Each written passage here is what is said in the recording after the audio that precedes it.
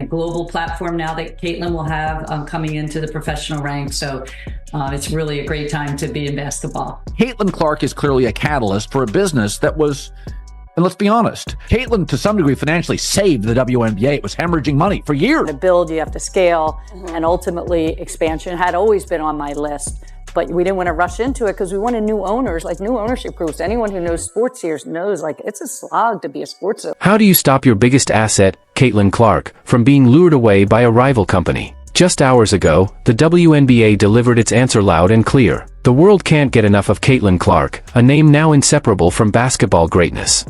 Hi, Caitlin. Hey, what's up, Caitlin? Caitlin. Hey, Caitlin. Hey, Caitlin. Known for her fierce competitiveness and unbelievable shooting range, Caitlin Clark was expected to elevate the WNBA to new heights the moment she was drafted into the league. The Indiana Fever select Caitlin Clark, University of Iowa.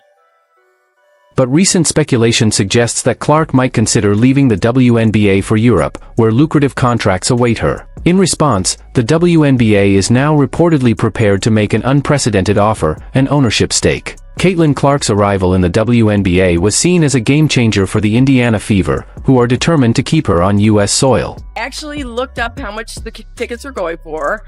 I kind of cut that price in half.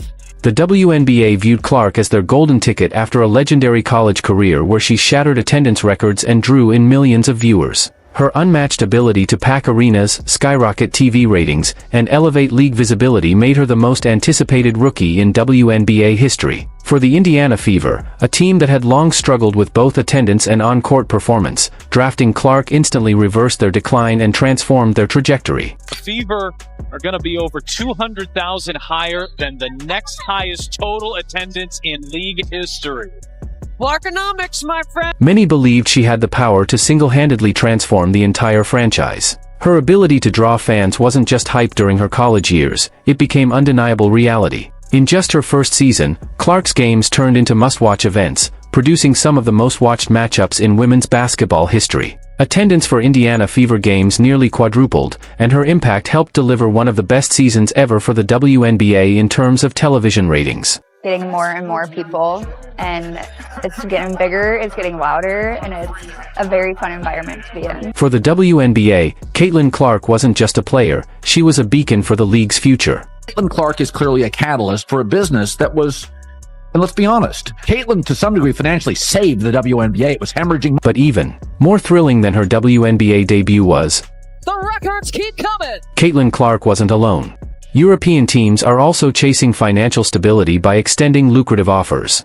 Stars like Breanna Stewart and Diana Taurasi have openly discussed how playing in Europe provided greater pay and more competitive opportunities, making it an increasingly attractive option for top WNBA talent seeking financial security.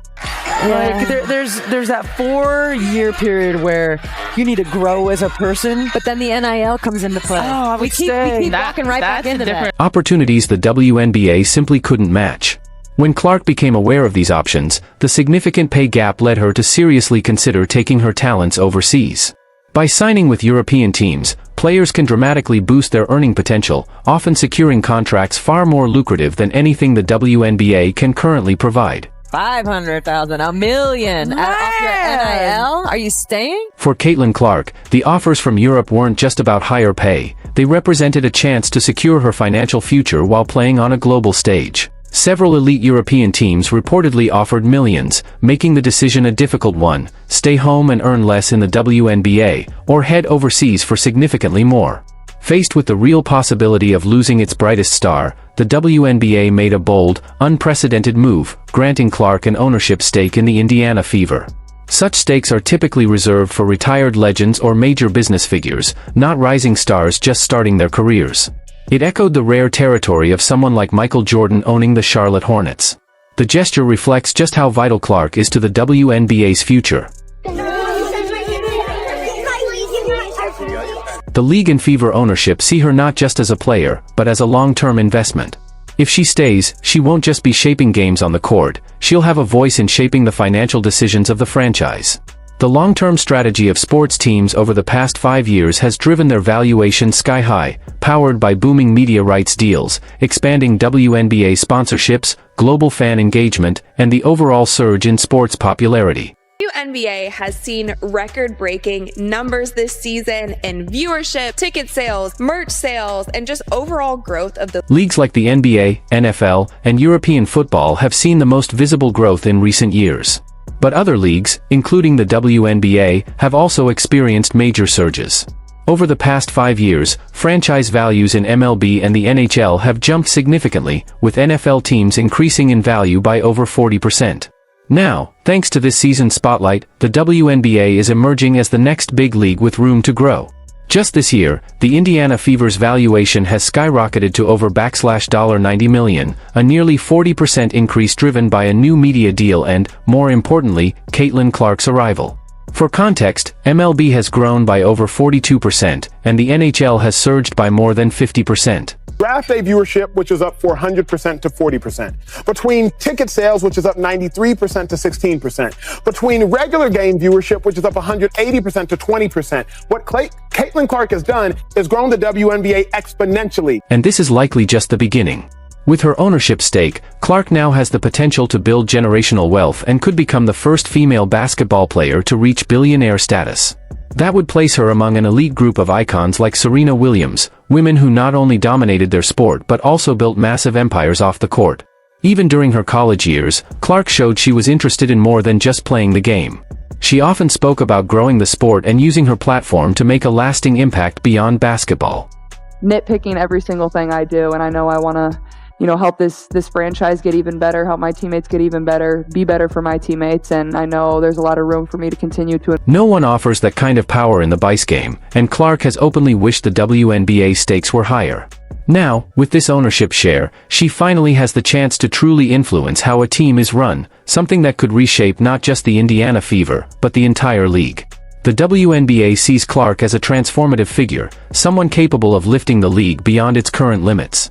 Losing her to Europe wouldn't just be a setback for the Fever, it would be a massive missed opportunity for the WNBA to grow its fan base and global reach. Not following after Caitlin Clark's been eliminated, and they're not into the league because they're conditioned by the league. And Her presence gives the WNBA a rare opportunity to secure more lucrative sponsorships and grow its global presence in a league where TV viewership has long struggled. Clark has the power to boost ratings in ways the WNBA has never experienced. Keeping her long-term would not only strengthen the league's momentum, it would solidify her role as a foundational force behind the WNBA's continued expansion. Clark's final WNBA playoff game, 2.5 million viewers. Appreciate you. And I think that what she has done for women's basketball, especially in this country, has been phenomenal. There is no woman, no matter how great you were as a player, Cheryl Swoop. In professional sports, ownership represents more than just financial gain. It's about power, influence, and legacy. Offering Caitlin Clark an ownership stake isn't just about retaining a superstar. It's a strategic move to secure the future of the WNBA. But for veterans like Aya Wilson, who've spent years building both their game and personal brands within the league, this kind of gesture toward a rookie might feel like a slap in the face. It could be seen as diminishing the hard-earned respect and sacrifices made by longtime players. Wilson and others may interpret this deal as a clear shift in league dynamics, where younger stars like Clark are receiving extraordinary attention, media focus, and now, organizational power. Ownership stakes, like the one Michael Jordan held in the Charlotte Hornets, elevate athletes into the realm of business leaders capable of shaping a franchise's destiny. But when one player is given that level of influence so early, it could spark tension in locker rooms, especially if it leads to preferential treatment in endorsements and opportunities. Playing basketball right now is a miracle. Some of the fans that were unhappy with her one play, a defensive play, called for that same tumor for her. Clark's offer sets a powerful precedent, one that future generations of players may come to expect. But it also risks making veteran players feel overlooked or undervalued, as their years of dedication seem to be overshadowed by the rising spotlight on new stars. This kind of groundbreaking deal places Clark in a unique position within the WNBA, granting her not only long-term financial security but also a voice in the Fever's business decisions. For someone like Aya Wilson, who has spent years earning respect through relentless work and performance, watching a rookie receive such privileges could naturally stir frustration.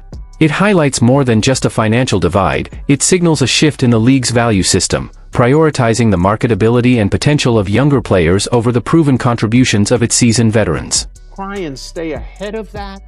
Try and tamp it down or act as a league when two of your most visible players are involved, not personally, it would seem, but their fan bases are involved? In the end, the offer of an ownership stake symbolizes both the WNBA's effort to retain its most marketable star and Caitlin Clark's rapid ascent in the sport. However, for players like Aya Wilson, this bold move may also stir feelings of envy and frustration, as it highlights a growing divide between the league's rising stars and its established veterans. It's not just one person. That's jealousy. I agree with that. I agree with So that. stop it with all the, nobody's jealous of Caitlin Clark. Angel Reese just showed you on. Because it underscores a shift in the league's dynamics, where younger, media-centric stars are prioritized, seasoned champions may find themselves left out of opportunities they've long earned. This historic agreement is likely to reshape the WNBA's future, but it also risks sparking tension among the league's top players, as it challenges long-standing expectations around recognition, reward, and respect. Sudden, we're pretty close. This has been as close as it's been all second quarter long, 44. All eyes are now on Caitlin Clark.